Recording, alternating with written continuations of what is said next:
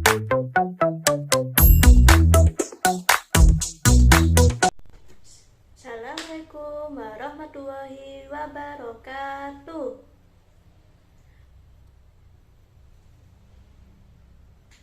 Perkenalkan, nama saya Rahmania Adinda Oktavianti dari Universitas Muhammadiyah Gresik,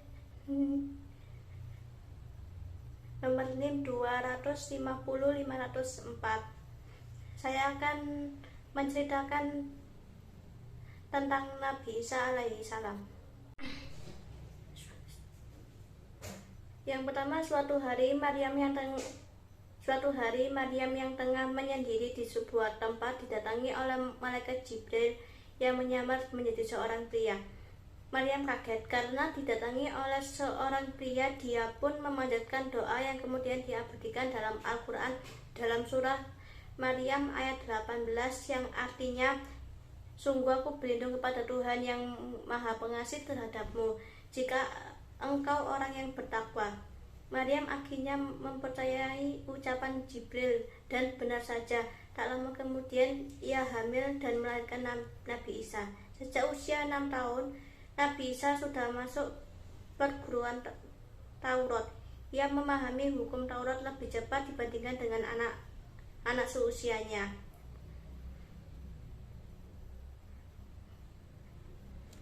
Saat Nabi Isa berumur 30 tahun, malaikat Jibril datang sebagai utusan Allah SWT untuk mengangkat Isa menjadi Rasul Allah, menyambung pelajaran yang pernah diajarkan Rasul-Rasul sebelumnya, dan memberi kabar kepada manusia tentang kedatangan seorang Nabi terakhir, yakni Nabi Muhammad SAW.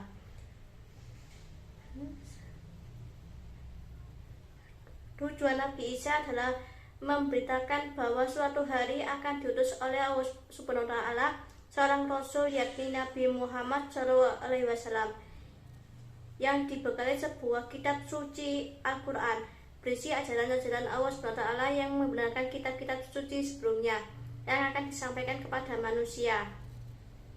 Nabi Isa adalah Nabi yang melanjutkan risalah kenabian sebelumnya, yakni risalah Nabi Musa alaihissalam sebagaimana terdapat dalam Quran surat Al-Saff ayat 6.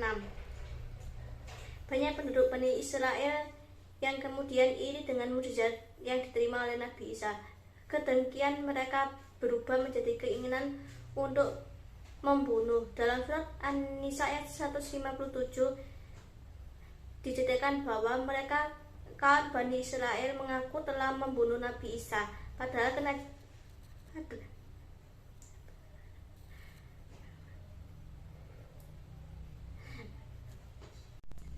kenyataannya mereka tidak membunuhnya dan tidak pula menyalibnya, karena Nabi Isa telah diganti dengan orang lain yang menyerupainya.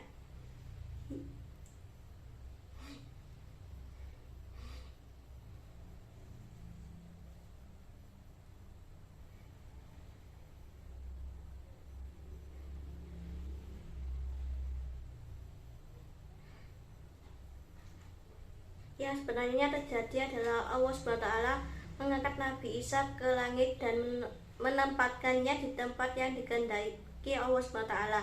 Dilansir dari buku mengenai Nabi Isa karangan Haji Simon Ali Yasir, sebagian orang berpendapat bahwa kematian yang terjadi pada Nabi Isa adalah kematian pada umumnya, disalib, dan sebagian yang lain berpendapat bahwa jasad dan ruhnya diangkat oleh Allah.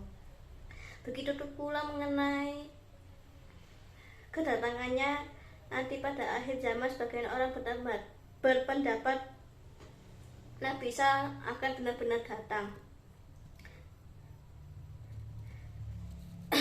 Nabi Isa alaihissalam merupakan salah satu nabi dengan berbagai mukjizat seperti yang telah disebutkan dalam Al-Quran menurut buku kisah Nabi Ulul Azmi. Nabi Isa termasuk dalam golongan Ulul Azmi seperti halnya Nabi Muhammad SAW. Adapun yang dimaksud dengan Ulul Azmi adalah mereka yang punya keteguhan luar biasa dalam menyampaikan wahyu Allah SWT.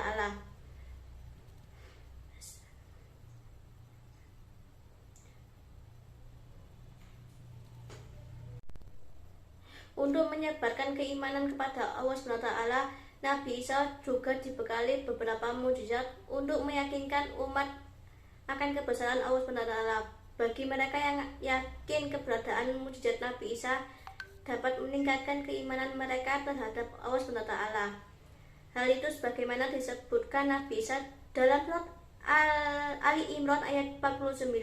Sesungguhnya pada yang demikian itu adalah suatu tanda kebenaran kerasulanku bagimu jika kamu sungguh-sungguh beriman. Quran surat Ali Imran 49.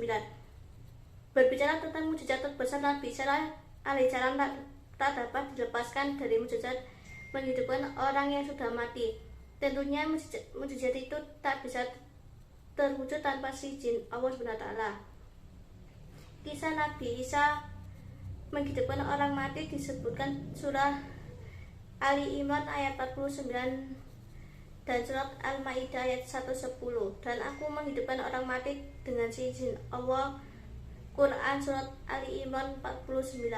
Dan ingatlah di waktu kamu mengeluarkan orang mati dari kubur menjadi hidup dengan seizinku. Quran surat Al-Maidah 110.